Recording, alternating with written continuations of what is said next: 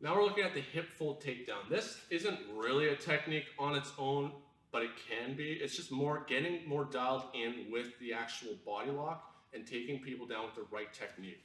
It's surprisingly effective how well this also works. If we get the right grip of our hands, we can do this. Palm down on the arm that bars across the hips, palm up, gable grip on the hand that's forming that grip. So like I said earlier, here and here. What this allows me to do is close this elbow. If I grip over top with this with my palm down, you can see how my elbow starts to open up. I'm weaker. But when I rotate my palm up, look at that closed elbow, strong structure.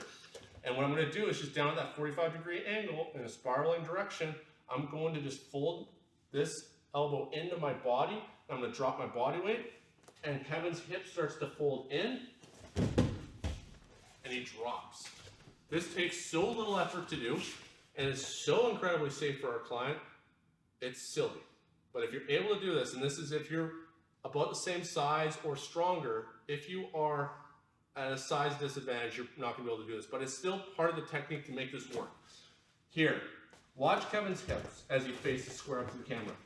If I drop this, look how his hips start to fold in. My ability now from here to just drop Kevin, and I can stay on my feet while this all happens.